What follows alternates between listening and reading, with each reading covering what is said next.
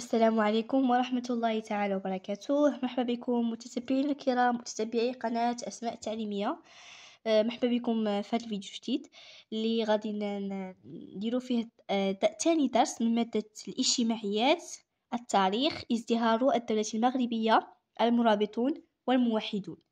درت لكم أول درس من مادة التاريخ، غادي نحطو لكم اللينك في تحت صندوق الوصف. سيروا شوفوا الدرس وقراو وفهموه وجيو شوفوا الدرس الثاني هنايا في القناة. صافي. ازدهار الدولة المغربية، الاجتماعيات للثانية إعدادي، دروس التاريخ للدرجة الأولى. ازدهار الدولة المغربية، المرابطون والموحدون. إذا قبل ما نبداو فقط ما تنسوش اللايك، الاشتراك في القناة، الضغط على زر الجرس باش يوصلوكم الفيديوهات أول بأول وفي وقتهم. ويلا خليونا نبداو.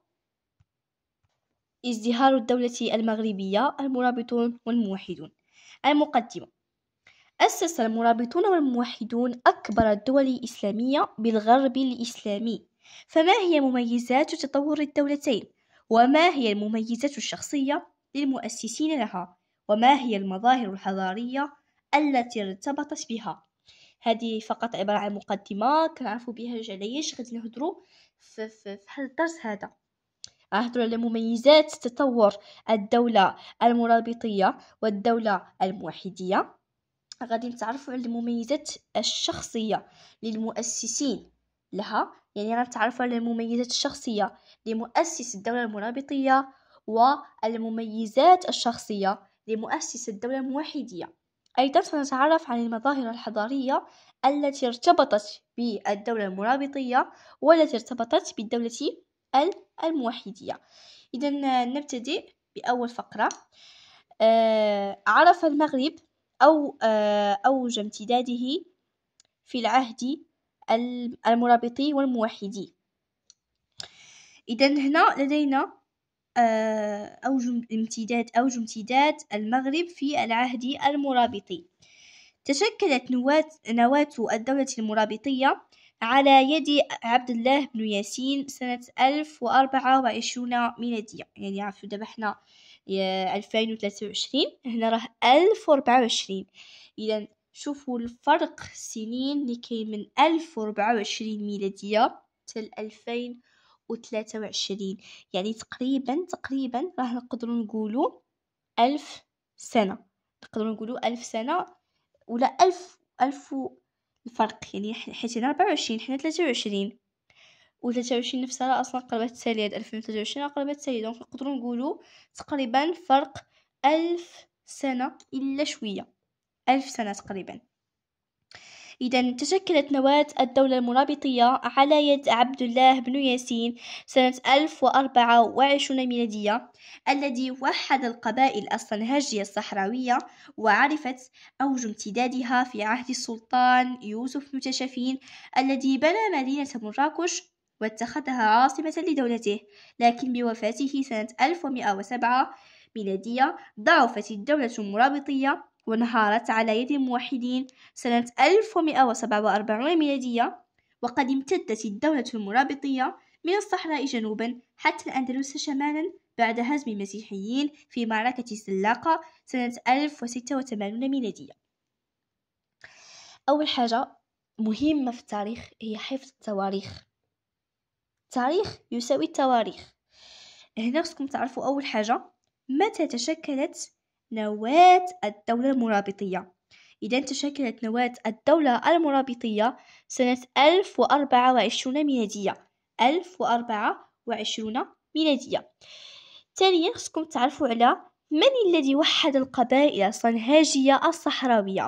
إذا من الذي وحدها؟ وحدها عبد الله بن ياسين مؤسس الدولة المرابطية. إذا من هو مؤسس الدولة المرابطية؟ مؤسسها هو عبد الله بن ياسين. عبد الله بن ياسين هو الذي وحد القبائل الصنهاجية الصحراوية، وهو الذي أسس الدولة المرابطية سنة 1024 ميلادية. وعرفت أوج امتدادها في عهد السلطان يوسف بن تشفين الذي بنى مدينة مراكش واتخذها عاصمة لدولته. إذن من الذي ساهم في امتدادها؟ كانت عرفت امتدادا كبيرا بالضبط في عهد السلطان يوسف بن تشفين. وهو الذي بنى مدينة مراكش، واتخذها عاصمة لدولته. اتخذ مراكش عاصمة لدولته. من هي هذه الدولة؟ هي الدولة المرابطية. لكن بوفاته سنة 1107، يعني شوفوا شحال داز، تشكل سنة 1024 ميلادية، وحين وصل 1107 أو سنة 1107 ضعفت الدولة المرابطية وانهارت. ضعفت الدولة المرابطية وانهارت. انهارت يعني صافي، انهارت يعني ما بقتش عبارة عن دولة. فنحسبوا شحال من سنة، من 1024 تأسست سنة 1024، إذا هذا تأسيس ياك. عرفت أوج امتدادها في عهد السلطان يوسف بن تشفين، هذا التطور والامتداد بوفاته. إذن ملي توفى السلطان يوسف بن تشفين سنة 1107، إذن ابتداء من سنة 1107 بدأت الدولة المرابطية بالضعف والانهيار على يد الموحدين سنة 1147. هنا فاش مات بدأت الدولة تضعف. عندما مات يوسف بن تشفين بدأت الدولة بالضعف. وبالضبط سنة 1147 انهارت الدولة على يد من؟ على يد الموحدين. شكون هما هاد الموحدين؟ هما اللي غادي يشكلوا الدولة الجديدة اللي غادي تجي من بعد المرابطين، اللي هي الدولة الموحدية. إذن من 1024 تل 1147 كان المغرب هو الدولة المرابطية.